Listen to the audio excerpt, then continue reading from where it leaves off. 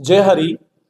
सबंध भारतावर आणि जगामध्ये ज्यांनी मध्ययुगीन भारतात सगळ्यात मोठा प्रभाव टाकला आणि भारतामध्ये सर्वात जास्त पायी भ्रमण केलं असे संत शिरोमणी संत नामदेव महाराज होते.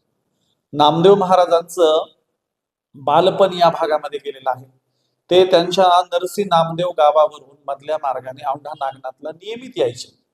एकदा औंढा नागनाथाच्या मंदिरात ते टाळ विना घेऊन कीर्तन करायला मध्ये गाभाऱ्यात गेले असताना इथल्या धर्मपुरोहितांनी ब्राह्मणांनी त्यांना बाहेर हाकललं.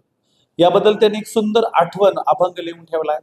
ते म्हणाले, हीन दीन जाती मेरी पंढर के राया, ऐसा नामा दर्जी तुमने काय को बनाया, नामा टाल विना लेके राउल में गया, कीर्तन करते समय ब्राह्मणों ने बाहर ढकलाया, चार वर्ण गाय के एक वर्ण दूध, तुम कहा के ब्राह्मण हम कहा के सूद. नामदेवांना मंदिरात कीर्तन करू दिलं गेलं नाही. मग ते बाहेर आले. बाहेर आल्यावर काही शिष्य वर्ग, तिथले लोक ते नामदेवांना हसले. नामदेव म्हणाले, हसण्यासारखं काय, अहो मी तर कीर्तन करायला टाळ विना घेऊन गेलो, तुम्ही माझी बाजू घ्यायला पाहिजे, पुरोहितांशी वाद घालायला पाहिजे. ते म्हणाले, नाही, आम्ही हसण्याचं कारण वेगळे, आमच्या गुरुची शिकवण वेगळी आहे. ते म्हणाले, कोण गुरु, काय शिकवण आहे याची, लोकांना हसायची शिकवण दिली का? ते म्हणले, याची उत्तर सगळे गुरुच देतील. मग संत नामदेव गुरुला भेटण्यासाठी, जे कोण विद्वान आहे त्यांना भेटण्यासाठी आले. ते विद्वान होते संत विसोबा खेचर महाराज. त्यांना जेव्हा नामदेव भेटायला आले तेव्हा एका महादेवाच्या पिंडीवरती पाय ठेवून झोपलेले होते.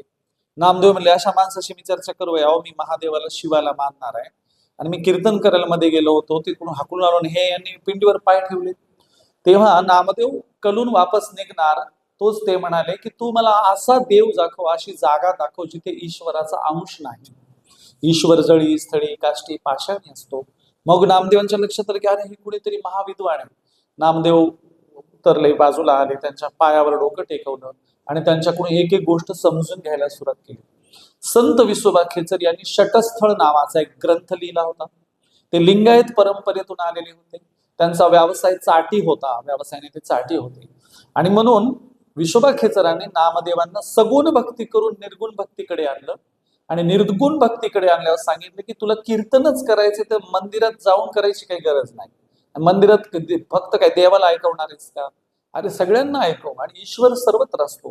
तू जर संकल्प केला आणि मंदिराच्या मागे जरी कीर्तन करायला गेलास तर संपूर्ण जनमत तुझ्या बाजूने फिरलं पाहिजे. आपण प्रयोगच करू म्हणले. विसोबा खेचरांनी नामदेवांना सगुण भक्तीकडून निर्गुण भक्तीकडे आणलं.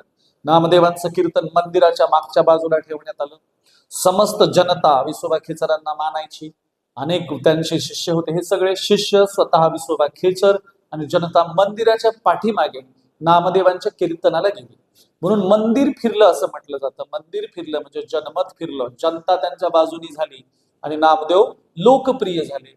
अशा जगभर निर्गुण भक्तीच्या प्रचारासाठी नामदेव गेले.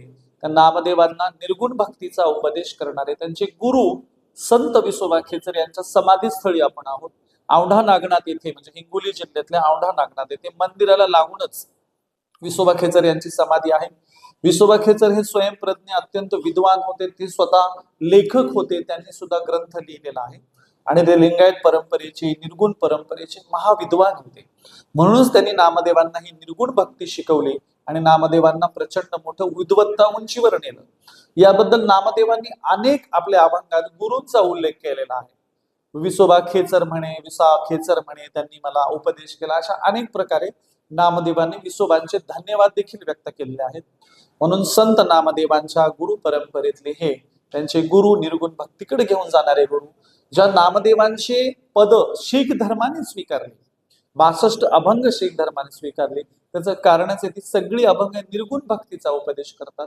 विसोबा खेचरांनी नामदेवांना निर्गुण भक्ती शिकवली नसती तर कदाचित आज नामदेव शीख धर्मात इन्व्हॉल्व झाले नसते. त्यांच्या निर्गुण ह्या भक्तीमुळे त्यांना शीख धर्माच्या गुरु ग्रंथ साहिब मध्ये स्थान मिळालं. असे एवढं महान व्यक्तिमत्व विसोबा खेचर आहेत. आणि हे सांगतात त्याप्रमाणे दुर्दैव, इकडे कोणी येत नाही, कोणी बघायला तयार नाही, वार्षिक उत्सव होत नाही. तिकडे मोठा फंड मिळतो, निधी मिळतो, इकडे साधा निधी नाही, कुणाचं लक्ष नाही. अशा पद्धतीने का महाविद्वानाचा गुरु औंढा नागनाथ येथे दुकानांच्या एका बाजूला उपेक्षित आहे, दुर्लक्षित आहे. त्यांचं मंदिर एकटं पडल्यासारखं आहे. त्यांना आपण सगळेजण पुन्हा उजेडात आणूया. नामदेवांच्या गुरुचा आपण हे करूया, त्यांचा प्रचार करूया. एवढं सांगतो आणि थांबतो. धन्यवाद.